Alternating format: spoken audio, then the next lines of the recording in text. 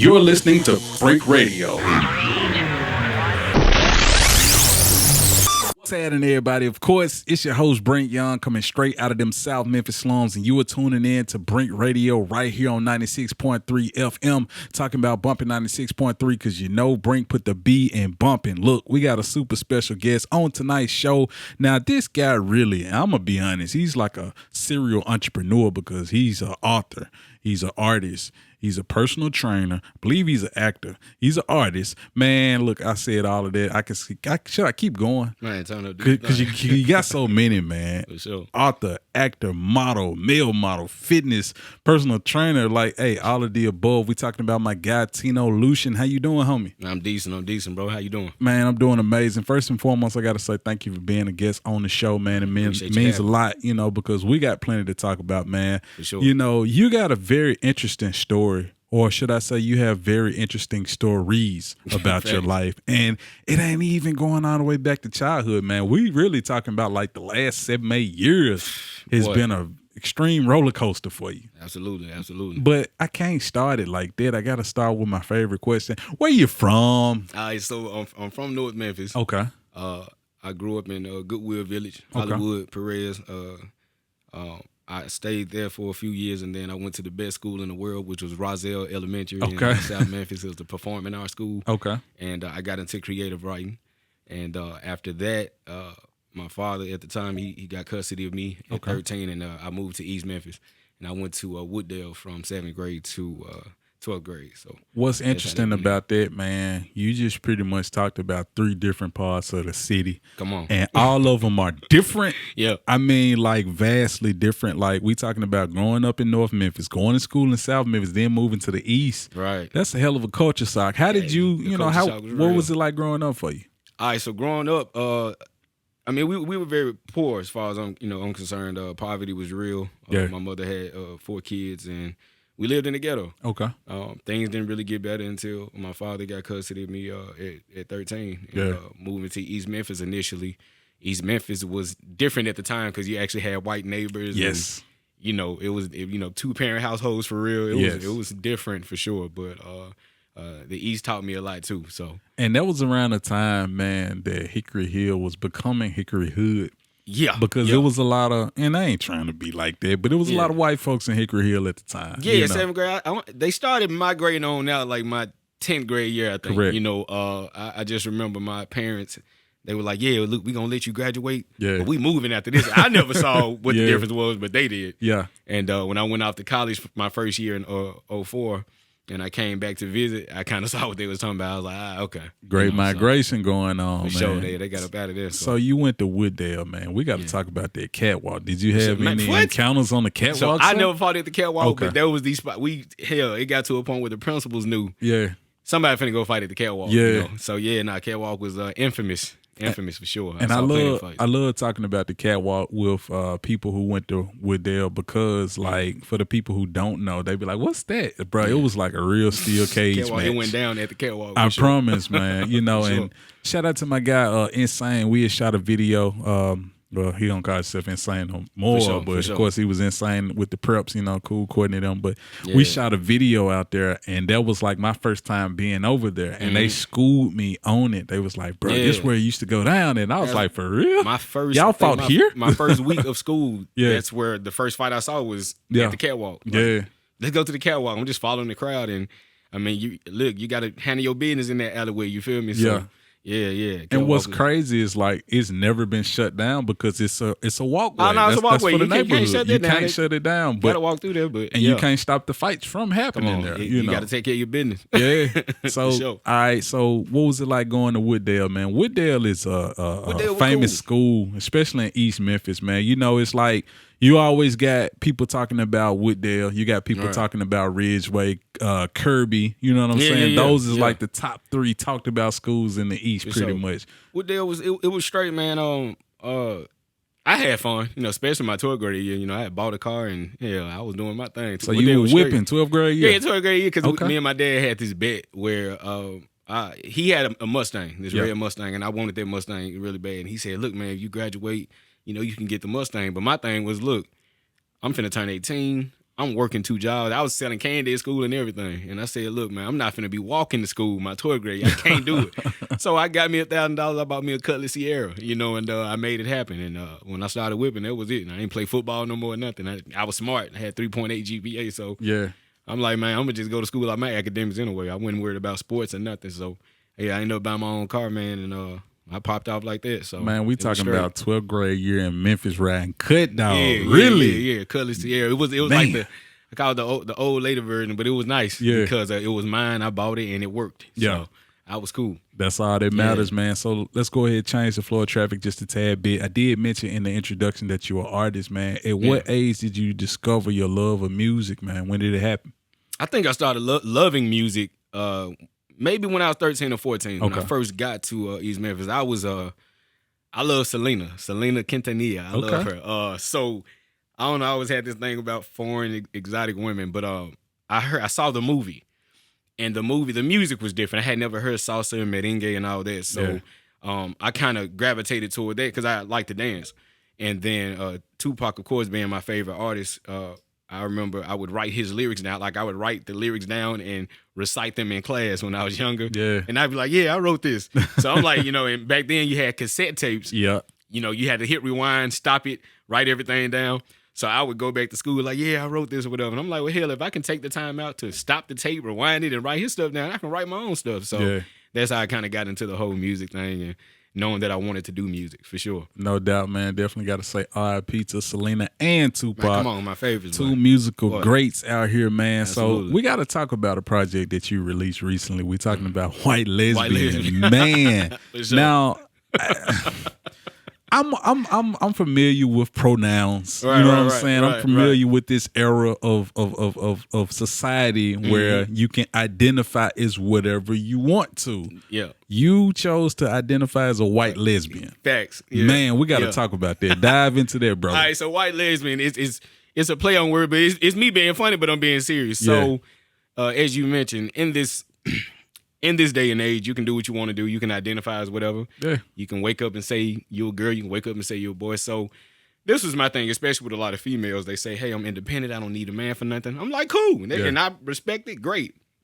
So when you see me with my muscles or walking down the street in your tie flat and you independent, you got a big dog, take care of the business. There you go. I'm a white lesbian. I need help too. So I'm helpless just like you, baby. Yeah. And so that's kind of where it comes from. White lesbian, if a person is in distress and they see me and they say, oh my God, sir, can you help me? I'm not a sir. I'm a white lesbian. What are you talking about? So it's me messing with them, but it's like, I can still say that too. Right. So it's just me being funny but being serious. Man, I know you had to receive some type of blowback from that, man. Had to. Now, I guess people took it like they understood the joke in it. Okay. And I never got like no kind of crazy, why you saying that or whatever. What the hell you gonna say though? Because you gonna look at me and say, oh, he a black man. Right. And I'm gonna just say, nah, I'm a white lesbian. I can say that because this is how I feel inside. The same silly shit y'all say. Yeah.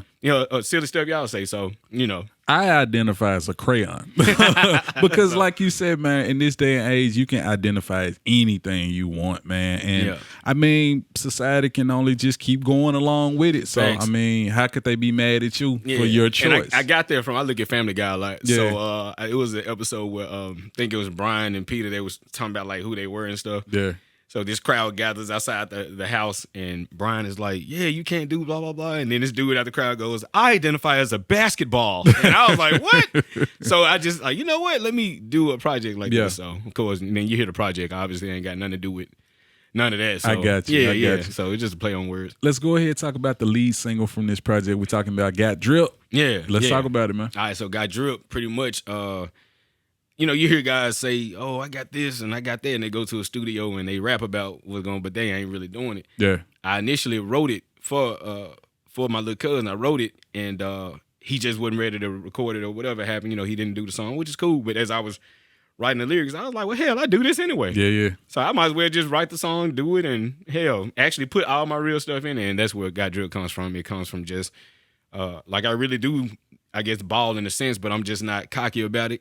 I really got my stuff together, but I don't be out here flashing. I just handle the business and keep it moving. So that's what Got Drip was about. It was cool. It was fun making it too. No doubt, man. And I've seen a lot of your photos, man. You definitely be having drip on. For like, sure, you know sure. how the young folks say, put that on. Yeah, put it on. He Yeah. be putting it on, Yeah, you know. appreciate that. For All right, sure. so let's go ahead and talk about another single, man. We got that I Guess. Now, of course, we actually going to be spinning it on the show tonight. For sure. But let's talk about I Guess, like what that song about as well as who produced it. Yeah, so my guy Ragu True made it. Ragu True is a dope producer.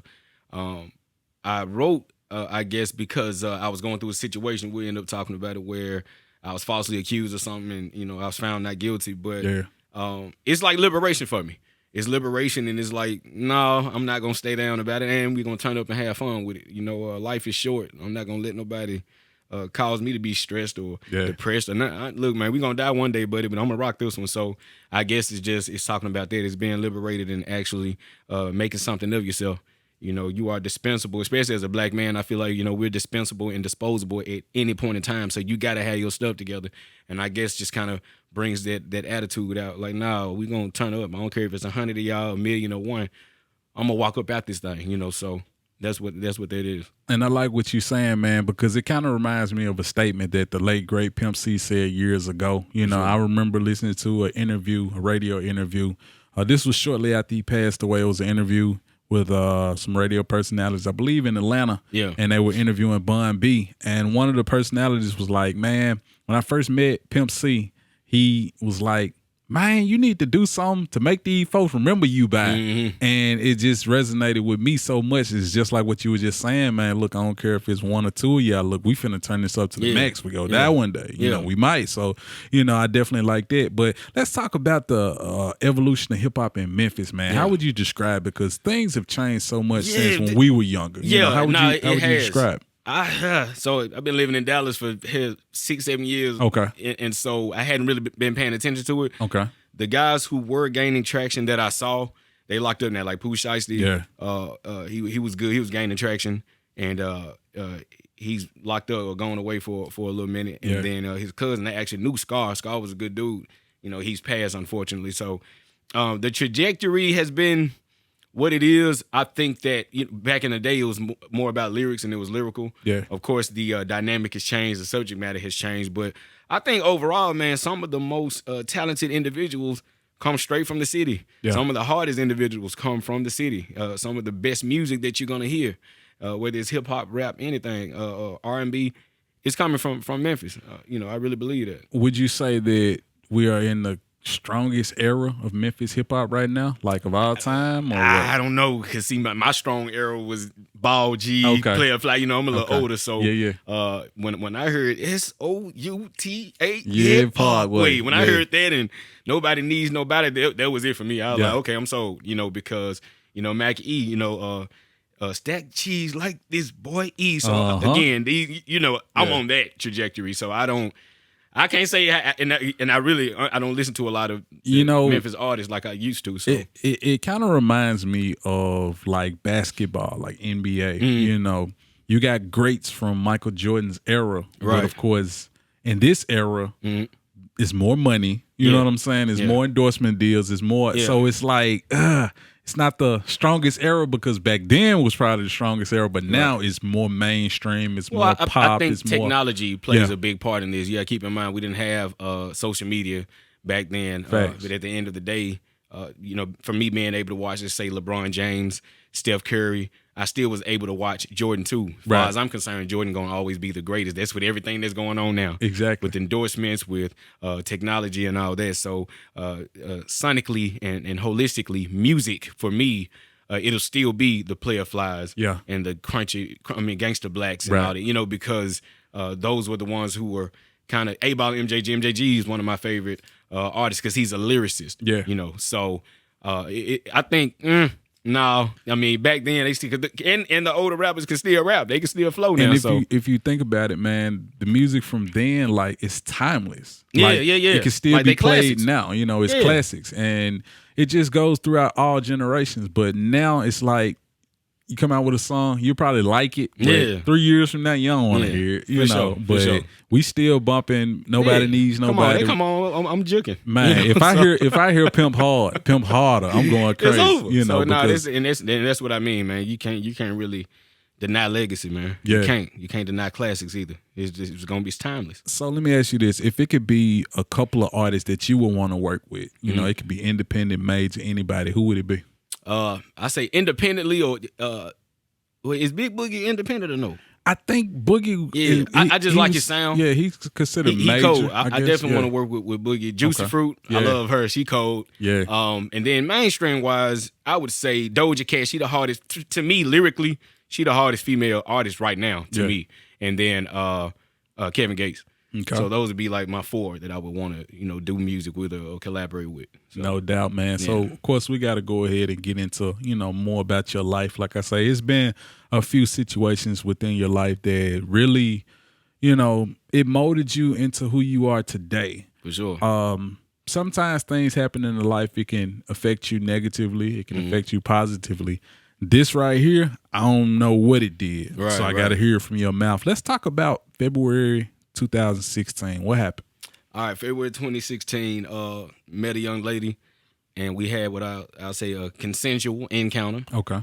And consensual for the people who don't know. Yeah. Who ain't got their Merriam-Webster dictionary, it means that they like each other, they agreeing to do stuff. Right, okay. Right. So we agreed to do this act. We do our thing, and it comes out that I assaulted her, sexually assaulted her. Okay, allegedly. And my face was all over the news in Memphis. It was blasted everywhere, and that's probably the only time. And I ain't scared of nothing. That's the only time I feared, like, dang, I'm finna have this tarnished, reputation, and I'm about to go through this. And so I went through the process. I watched her post stuff on social media and all that, and fortunately, I beat the case. It was found that she was lying about it, but that took away so much from me psychologically to the point where, I had to see a therapist about it because, you're not only looking at, hey, somebody's tarnishing your name, but your face is all over the news. You ain't even went to trial yet. Yeah. They're saying you're accused of it. I ain't even saying you did it. You're accused, but I always say if the lie is more entertaining than the truth, people just gonna run with it, especially if they don't like you. Right. So you got some folks getting rubbed the wrong way, or they don't like you because you're outspoken or whatever it may be. They'll take that situation, they'll capitalize on it. But one thing about it, man, I just don't fold. And ultimately, like I said, it was dismissed. It was found that I didn't do anything to her. They had all the evidence from kits to ALS light sources where every video. Yeah. And it shows this woman is, lying about it. And so, man, I had to fight the case, and I was going to fight it because I'm not about that at all. Yeah. And, I'm cool, We got to talk about it, man, because, like, the R word, rape. Yes. I'm going to go ahead and put that out there. That's a hard jacket to wear. Come on. The certain words you can't throw around loosely. Certain terms cannot be utilized loosely, especially if it's untrue. Yeah. One thing that I could say is knowing you prior to that, because like I said, I've been familiar with you, your work, stuff like that. I knew of you, basically being a male model. Right. I knew of you doing music, stuff like that, as well as photography, right? Now, I never did photography. That's another thing. Like, the story was like, oh, he says he's a photographer. I've never been a photographer. I've never told anybody I was a photographer. Okay. So that even when I saw the story, she even got on social media and said, I don't know where they got their photographer stuff from. Wow. He's not a photographer. I've never been the guy that takes the pictures. Yeah. I'm the model. Yeah, he's the model. You know what I'm saying? I've never done that. So that was weird in itself. But no, I'm not a photographer. I'm a fitness model. Right. Male model. But I've never been the, hey, pose for me. Yeah. I'm not him. Yeah. So you have this brand, you have this image, and that R word. Right. It's like a house of cards. Yeah. It topples everything over. Yeah. Let's talk about how challenging it's been to repair your brand and your image and your name, because all of that played a part in rebuilding. Absolutely. So there was this show called, you can look it up, it's called The Magicians. It was on the Sci-Fi Network. There's this character named Margot. She was, one of the women in the show. The show company wanted to pay me a certain amount of money to do like 3 episodes. I was going to play this character called Jago West. Jago West was like the long lost lover of this woman. I'm getting ready to sign a contract. I think I'm due to sign a contract like a week prior, a week after. And then that comes on the news. Hey, man accused of doing this to a woman he met on Instagram. And they hit me with the "we regret to inform you." I was like, oh my God. So the ripple effect. You know, I started seeing, and I'm like, dang, it was even females who had slept with me and then did videos with me and everything. Look, I like you, but I saw you on the news. I'm like, hey, you know, no worries. But yeah, man, that in itself, I was working for the burn unit. Okay. And they said, look, man, we're not gonna fire you, but we're gonna have to put you on leave without pay. Wow. I said, well, hell, essentially, I'm fired then. Basically, yeah. And what I said with the situation was, yep, it is messed up that I'm going through this, and I hate it, but no, I ain't finna lay down. I still got to eat. I still got a son. I still got to, you know, make stuff shake. So that's what I did. I became an entrepreneur. Yeah. I've been okay ever since. So, you know, she made me boss up, really. I mean, I was already on the trajectory of like, hey, let me be my own boss, but that really, you know, my back against the wall. You either gonna fold. You'll find out who you are when you're under pressure for sure. Yeah. You either gonna fold, man, you gonna make something happen. I ain't finna kill myself, so let's go. And so I did that, and it worked out for me. And what's crazy is so many, you know, notable figures who have experienced something like this. Absolutely. You know, off the air, we was talking about people like obviously Mike Tyson. Brian Banks reaching out to me. Did a movie about it. Did a movie about Brian Banks. He reached out to me, just like, hey man, you know, because like I said, he actually copped to it, did the prison time. He gets out, and then the woman admits she lied on him. Right. And unfortunately, females lie about this stuff. And I'm just glad, one, I had the evidence, and then I had the cameras, and I had everything on my side to prove that I didn't. Because once a female says that, instantly she's the victim, and everybody's on her. Correct. Oh my God, you're going through something. God has a plan for you. Or sorry to hear it, and you lying. Yeah. You know what I'm saying? So it's cool. I mean, it's not all right, but I'm all right because I'm doing the work to make sure I'm a better individual holistically, and that means just making sure I go to therapy, making sure that I don't blame every woman for what she did, because I did do that for a long time. This was a black woman that did this, and so I didn't mess with black women for a long time behind. Wow, didn't man for a long, and I don't care, because I mean, hell, I was scared of them. Hell no, you're saying I did this to you? That's traumatizing. Yeah, I'm like, nah, I'm straight. You know, so it took me a long time to get over that. You know, so but now I'm cool. I'm cool. I want to. Quickly, if I can, I want to share a story with you, man. You know, and this is a story I've never told, you know, in a public forum at all. So I'm sharing it with you because, you know, it's partially similar. I was working at this, you know, warehouse job or whatnot. Right. I was messing with this chick, you know, she worked there, you know, started out braiding my hair or whatnot. And then we kind of started feeling each other, you know. She likes me, I like her. Then we consensually started doing our thing. Now, we wasn't, you know, a relationship or nothing. We was just, you know, smashing, doing our thing. So eventually I'm in line for a supervisor position. And you already know how the rules is. You can't be a supervisor and, you know, be smashing the employees. And she was actually we were in the same department. So it's like, I definitely can't talk to you no more. For sure. So I started easing back. You know, I'm going through supervisor training, blah, blah, blah. So I'm like, I got to stop messing with her because, you know, people know we mess off. If it come out, I'm fired. This is a great position, blah, blah, blah. So I started easing back, you know, back. I'm fading away like Jordan. Yeah. So all of a sudden, she's upset that I stopped messing with her. Right. Going through all of the motions, didn't understand. She goes and puts a sexual harassment suit on me with HR because I stopped messing with her. Cut it out. So the whole warehouse looking at me like I'm sexually harassing this girl. Right. And so they go do investigations. They call me in there. And I was like, well, what did she say I did to her? You know? And they was like, oh, well, we can't tell you that. I was like, well, if it's on me, let me know, you know? Right. So they was like, oh, well, we won't tell you what you did, but we got some interviews from other people and we'll let you know what's gonna happen. Right. And I was like, all right, bet. So it comes up, everything's inconclusive. HR tells me, she's like, well, you know, it hasn't persisted, so we're just gonna let you off with a warning. I was like, I haven't done anything. Right. So I end up talking to the girl probably like a month, 2 months later, because when that happened, I just dodged her at all costs. I was like, bro, you poisoned me, you know. So I asked her, I said, why did you go in there and lie on me and tell them I sexually harassed you? And she said, these are exact words, because I was mad at you because you stopped talking to me. Now listen to this. And this has been going on since the beginning of the time. Exactly. What female, and by nature, men are supposed to be logical and the women are emotional.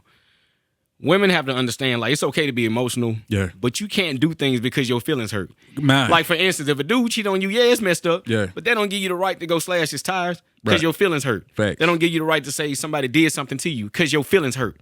That doesn't validate anything. What's the girl, Brianna? What's the girl name who just lied? Yeah, and yeah. said that she saw a kid, baby, yeah, yeah, Carly Russell, I think. Yeah. Weirdo, Yeah. weirdo. Yeah. Like, what are you doing?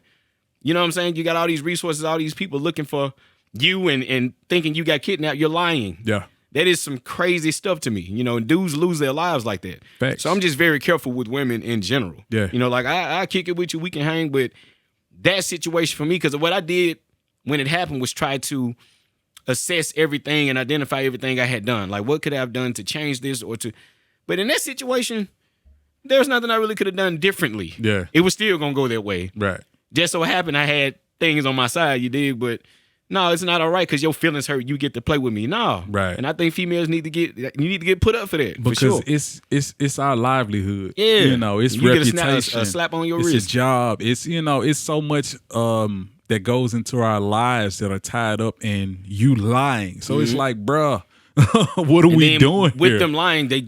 People get to have an opinion about it. Yeah. And I think it's very powerful when a woman can, let's say if you dating a female, right? And she done broke up with a dude. She telling you everything this dude did. She ain't saying nothing she did. Yeah. But she telling you everything he did to her. Now you don't like the dude. Yeah. That's some power right there. You don't even know this guy, but now you don't like him because of what she said. Facts. So let's say hypothetically you a nutcase. You go do something to the guy, or he do something to you. You in jail, he dead. She still gonna be out here making babies with the next dude. Yeah. Man, please. Yeah. So I don't play with women. I don't play that game. Nah. Yeah.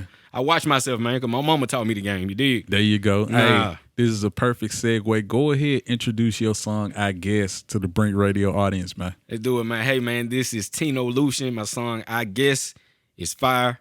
Check it out.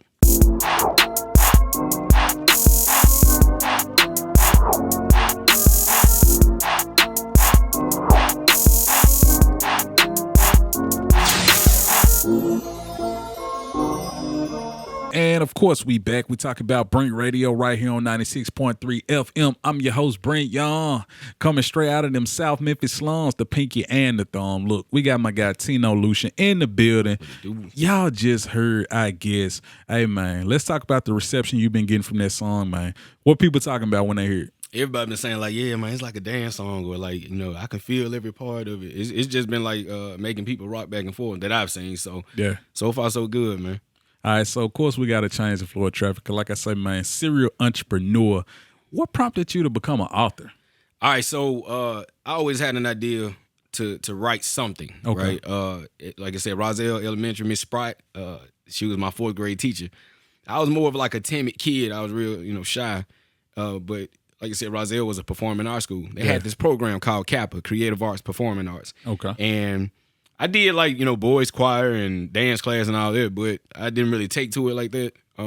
She was like, well, look, do you like to write? And I was like, I don't know. So she put me in creative writing. Man said, I don't know. Yeah, I don't know if I like to write or not. And so she put me in creative writing, man. I've been writing ever since. So I had a train accident in 2018. I got hit by a train and, man, busted my body up bad. And while I was recuperating, I couldn't walk because my pelvis was broken. So I had to wait like 7 months.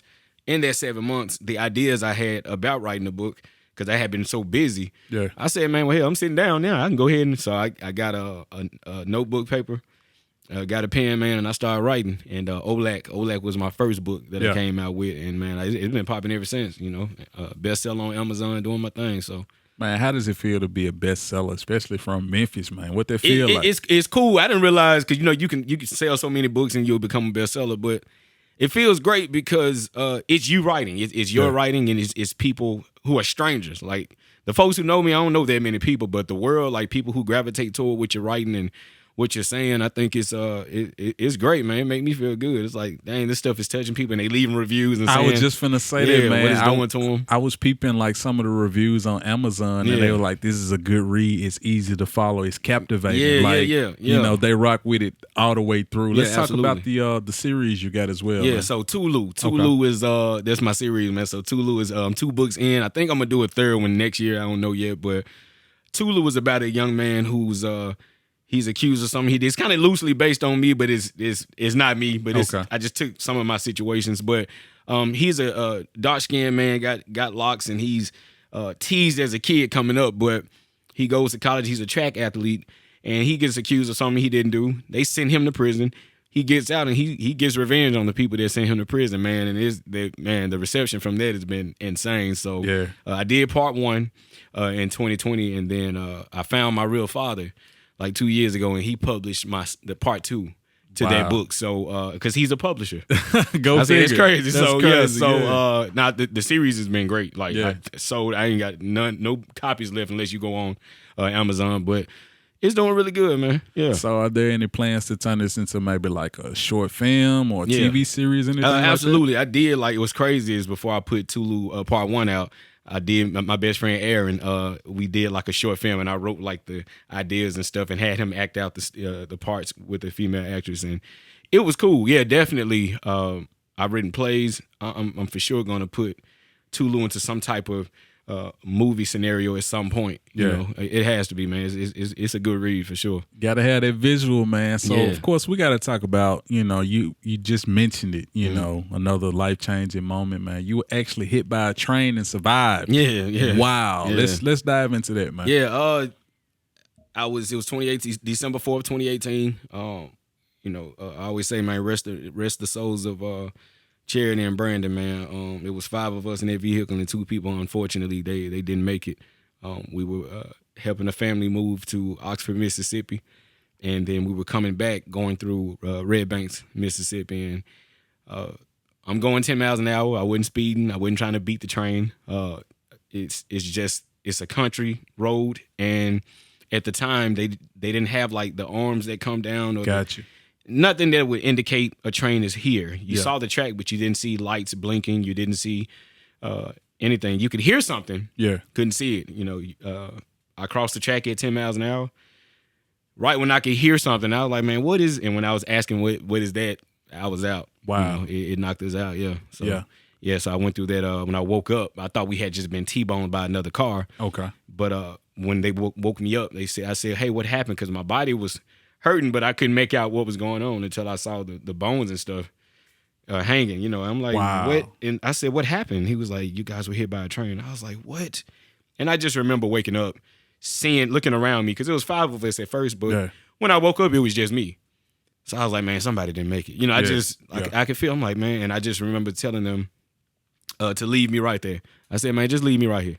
And they was like, nah, we can't do that. We got to put you in the helicopter. So they airlifted me to Regional 1, and they started operating on me. You know? But as an athlete, because I'm an athlete, and I'm still like trying to move around, it was like, look, you got to stop. Right. Your pelvis is shattered. Wow. We got to get you a blood transfusion ASAP, because you ain't going to make it. So I'm in ICU, still telling them I'm good. And they like, you're not good. Yeah. So yeah, I mean, it's just it took time to heal. I definitely blame myself because the train hit my side, and I just always felt like I should be gone too. You know, so I deal with that even now. It's just survivor's guilt. It's like, why didn't I?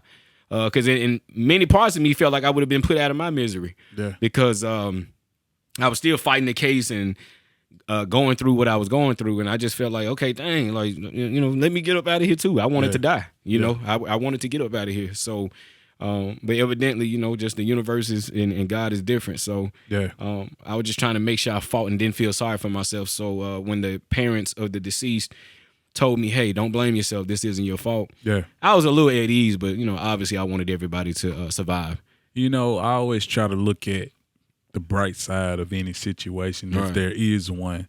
Would you say, was there anything positive that came out of this situation? Yeah, absolutely. The thing that was positive was this. Let's say if I would have passed away, I would have never found my father. Wow. You see what I'm saying? I would have been dead, and he would have never known I existed, and vice versa. Yeah. I wouldn't have been able to beat the case. There still would have been a thing that was lingering, so I think a lot of, and I have a beautiful family, my dad's side of the family, they embrace me tremendously. You ever seen Antoine Fisher? And at the end, the grandmother, touches his face, and she's like, yeah, that's him. And then the whole family embraced. That's what they did to me. Yeah. And they love me, man. My family is very warm and caring and loving. So, yeah, that was the positive to it. Let's talk about that recuperating process, man, because we talking about, I believe you said it was your whole left side? Yeah. Pretty much the whole left side. Everything. Like, so how were you able to, reconstruct yourself? Well, so they had to put, this arm here. I got metal in here. Okay. So they had to, on Wolverine now. Wolverine, baby. So Yeah. that's my favorite X-Man. I ain't tripping. Yeah. But the meniscus was torn. The LCL was torn. So they had to repair that. Right hand was broken in 2 places. Shoulder, on all that was shattered. So you just go through a process of physical therapy. And, of course, since my pelvis was shattered, I couldn't walk for 7 months. So I had to, man, this was the worst. Sitting in the bed. Yeah. So I had been mobile forever. Yeah. And now I need help. Man, that was the worst. Because it's like, I don't see how people who are able-bodied can wake up, who can physically go get a job or whatever, and just sit in the bed. It was the worst, man. I was trying to do everything to get out the bed. It's just, I hated it. But I had to go through the process. But once physical therapy started, they told me, hey, you're not going to be paralyzed. You just got to get strong again. Once I realized I could walk again, that was cool. I was like, man, I'm just going to do it. Would you say there are any limitations on you now? Like, are there certain things that you could do before that you can't do now?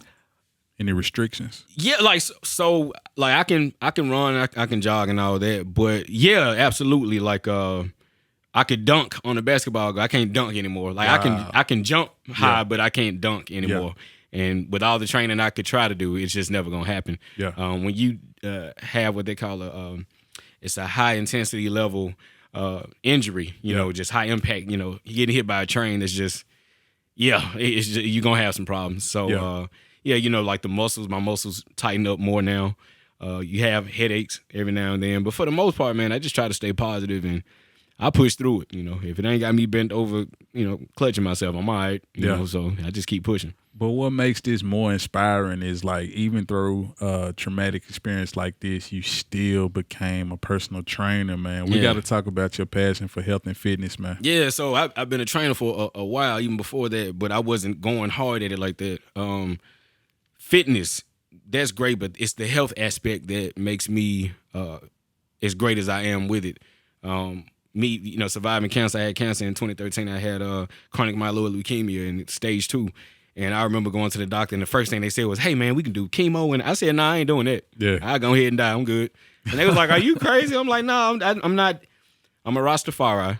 I totally believe in myself and who I am holistically, right? Yeah. I can't be sick, dying, and losing my hair. I'm not doing that. So Dr. Sabi, looked up who he was and kind of followed his holistic guidelines, and I beat it. It took me about 1.5 years to beat it, but I beat it. Yeah. I was bleeding out the nose for no reason and stuff. So it was a lot going on. But once I learned that fasting is a good thing, I learned that not only just working out, but certain foods that you eat, what you put into your body, that affects you in the long run. Correct. Again, we all gonna die one day, but I'm not finna be like struggling and dying. We're not doing that. So once I learned that, I started applying that to my life and then helping a lot of people. So while I do train people in a sense like virtually or give them a at-home plan, it's more so like the health aspect. And a lot of this stuff I don't even charge for. I just give away the knowledge because it could help them. It can benefit them in some way. Do you have any tips for anybody out there listening? They struggling to lose weight. Yeah, they trying to get rid of the gut. What's popping? Any issue you have with your body, target the area. Okay, if you got a big stomach, then obviously you need to do some crunches, sit-ups, things of that nature. But more than anything, watch what you put into your stomach because 70% of your immune system is in your belly. Wow. You dig what I'm saying? So if you eating burgers, French fries, and chips 5 days out of the week, you're going to have issues. But if you put fruits, veggies, fiber, and protein in your body, we got something different. And just eating portions and fast. If you do that and drink water, trust me, you will lose weight just like that, just eating right. Yeah. Yeah. All right, so of course I got to ask you, man, might be people listening or watching on YouTube, whatnot. Are you taking clients right now? Like, it might be some absolutely. People, I take clients, anyone who needs the help or who's looking to get a different lifestyle going or just needs help in general. Yeah, absolutely. I ain't got no problem helping nobody. All right, so one thing I definitely don't want to gloss over, man, you talked about meeting your father, biological father, right? Yeah. Man, let's talk about the whole experience. How did it happen? It was cool. So growing up, the man who raised me, I think did a great job at raising me. I wasn't mistreated. He didn't treat me wrong or anything, but I just knew we were different. We don't have the same personality, which is fine. You got your own way, but we weren't the same. And I understood at 17 that I didn't look like them, And so history is my favorite subject. I love history. I did an ancestry DNA test, And with the ancestry DNA test, I'm just trying to figure out what an African come from, like what tribe or what nation in Africa I come from. So I find out I'm Nigerian and Congolese, but when I look at their stuff, they from a different tribe. You know what I'm saying? I had a cousin that took this, and I'm like, they don't match. So right there, I knew something was wrong. And if I'm constantly doing this test, I did it twice. If I'm constantly doing this test and then I'm getting the same result, it's showing me something. Because even if you have your own mother, if we're doing it the paternal way, meaning through the father and the grandfather and the father before him, we're still going to link up somewhere in the same lineage. We were totally opposite. Yeah.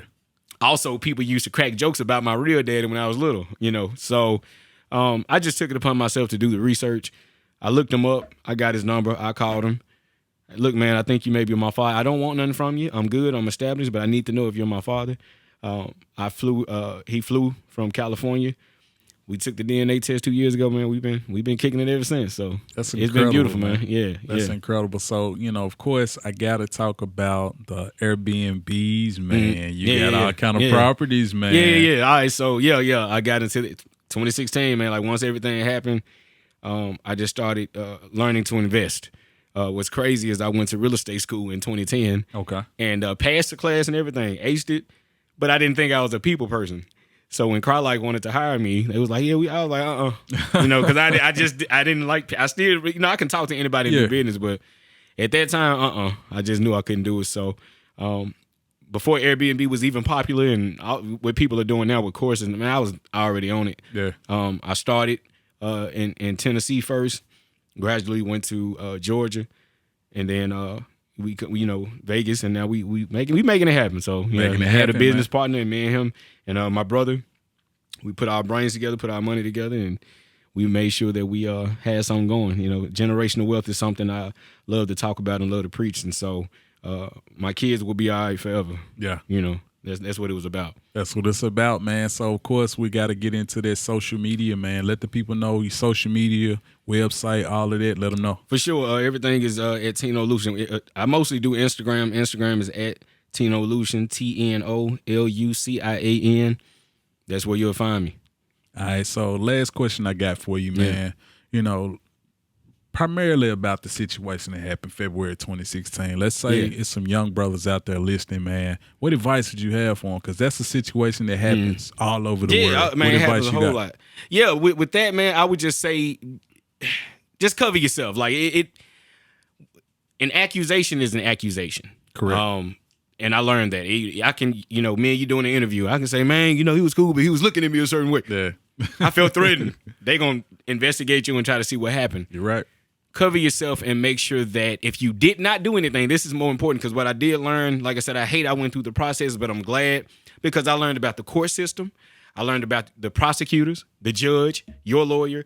If you did not do something, do not cop a plea to it. 98% of the cases they get convictions do not even go to trial, dog. Wow. When I learned that, I said, oh, hell no. Because you're scared. Listen, we all have some level of fear or something that frightens us.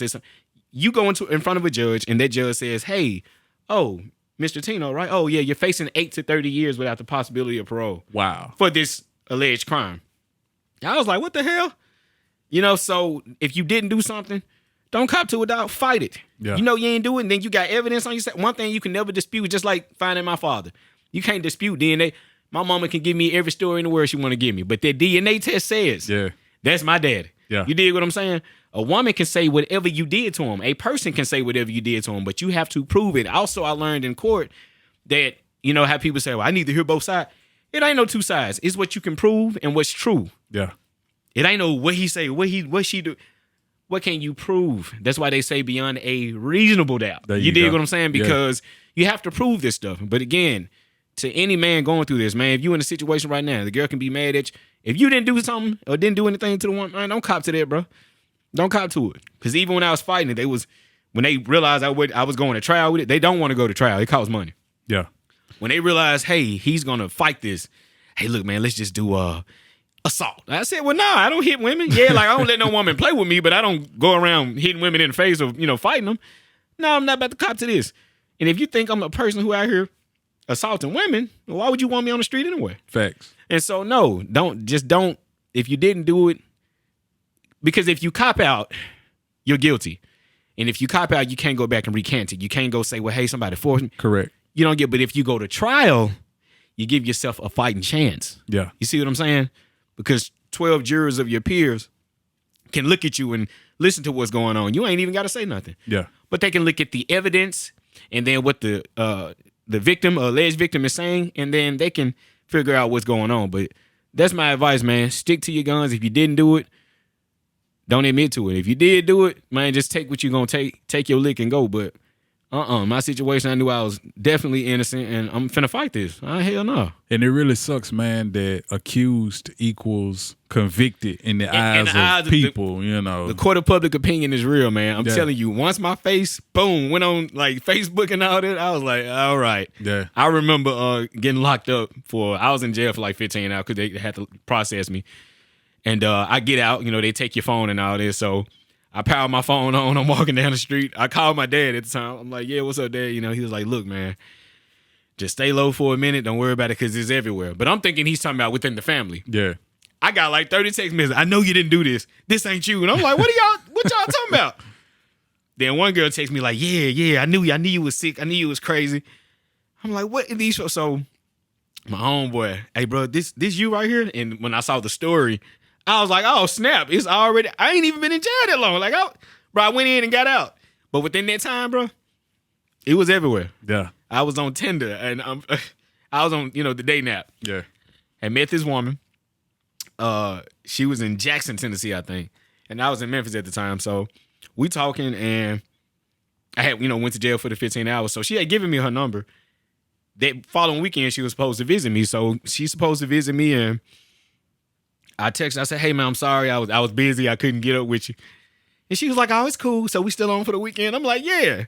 She was like, yeah, but first of all, is this you? And bam. Wow. I was like, oh, and at the first time in my life, I was just at a loss for words. I was like, she sends back, yeah, I guess it was you, sick dude. You need to get you a lawyer and all that. But that same girl just reached out to me like a few months ago. You know what I'm saying? Like, oh, I'm sorry. She found out I didn't do it. But it's cool, man. It is what it is. I was just like, God, dog. And I can laugh about it now. But at the time, I was like, bro, I am ruined, man. Like, it's over. Saying it's like the apology is never as loud as the disrespect, man. Ever. Ever. You've been exonerated on this. Yeah. We're talking about not guilty, but people, they still, that stigma is created. Yeah. And it sucks. And that's why I commend you on going to therapy because, man, that does affect your mental. I totally understand. Yeah, absolutely. And, man, you got my support. That's one thing I got to say. When I first saw it, because like I saw it in real time, I didn't believe it because I look at you and, not on no funny stuff, but I look at this guy, he doesn't have a problem getting women. You know what I'm saying? Just look at him, Right. And why would he have to take something? I knew that was baloney from jump. So For sure. Yeah, I I'm thankful that you came on this platform, to tell your story. You having me, no doubt. It means a lot. But hey, with that being said, now back to Brink Radio. Don't move.